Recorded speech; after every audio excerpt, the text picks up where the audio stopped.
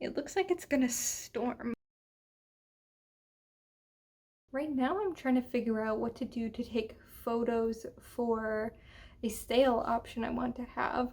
I want to start offering sticker sheet bundles so people can choose like 2 or 3. I'm still trying to decide on the specific numbers, but I'm thinking maybe like 2 for 10 or like 5 for 12 kind of a thing.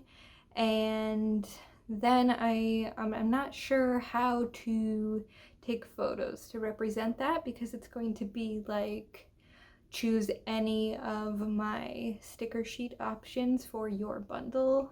So I'm trying to think of what to do. I was kind of thinking of just having them all like maybe straight next to each other. Is that going to be confusing if they're like this? Because you can see like all of my sticker sheet options together, or is that going to be better? I just don't want it to be confusing if like I have a sale that's like 2 for something and you see a bunch in the image and think you're going to get more than 2. Not sure. I'm thinking of going with this sort of pinwheel situation and then putting like bundle and save in the middle. I don't know. So this is what I ended up going with, and I ended up with a 3, 5, 10, and 20. And it did end up storming this day. I love rain. So I also decided to test out some stickers on this day. These are going to be part of an upcoming D&D sort of set that I'm working on, and these will have changed a little bit by the time those do come out, but they were inspired by my friend who said blowing raspberries at your enemies is a free action. So these will be coming out in the future with some adjustments, and these two are already out, the Otter Delivery and Flying Squirrel. And the main portion of this video is, drumroll please, I got commissioned to make a magnet. So I got the deep point cutter blade for the Cricut, and this is basically just for thicker materials, and I was a little worried that I might not be able to cut through these magnetic sheets, even though these are the ones that like everyone seemed to recommend to use with this blade. I just got these Craftopia ones. They're the 4x6 and it's a 10 pack. I don't really plan on adding magnets to the shop yet anyway, maybe in the future, but this was a good test to see, and these ones are actually quite strong, so I actually do recommend these ones. Now you get to watch me struggle to open.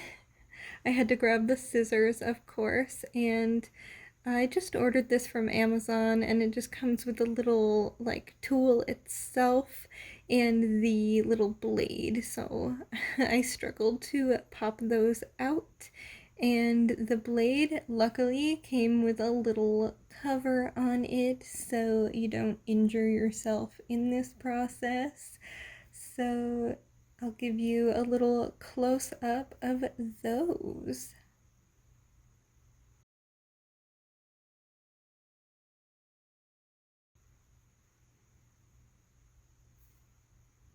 And a close up of the blade.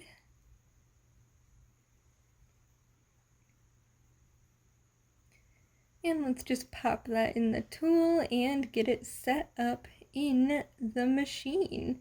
So I had my fine tip blade in the machine, so I had to just, take that out and put the new one in. Super simple to set up.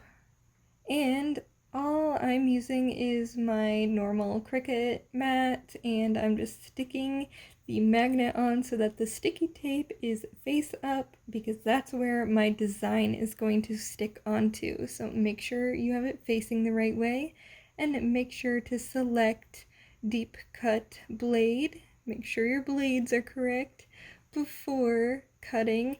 And for the setting, I think I used one of the magnetic ones to start with, but that ended up not being a deep enough cut, so I believe I ended up having it go through twice once I sort of figured that out. As you can see me popping this out here, it was almost all the way through, but not quite. But it did luckily pop out. And there's my little crab magnet shape cut out of the strip.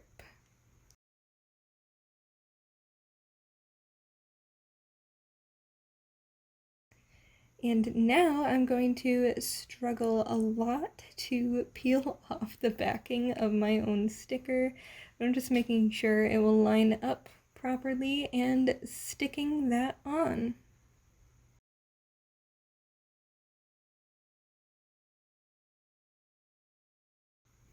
And it sticks to the refrigerator. It can hold about 2 pieces of paper at the same time. One thicker piece of paper if you put it in the corner. Who went to Brain Candy Live? Raise your hands. And then this was me doing another test using that double cut setting to make sure that it would get through all the way so I wouldn't have to be peeling it out like I had to the first time.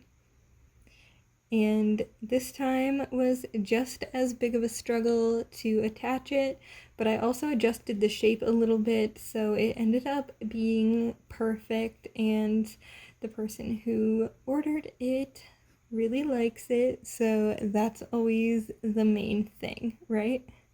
So here's me struggling once again.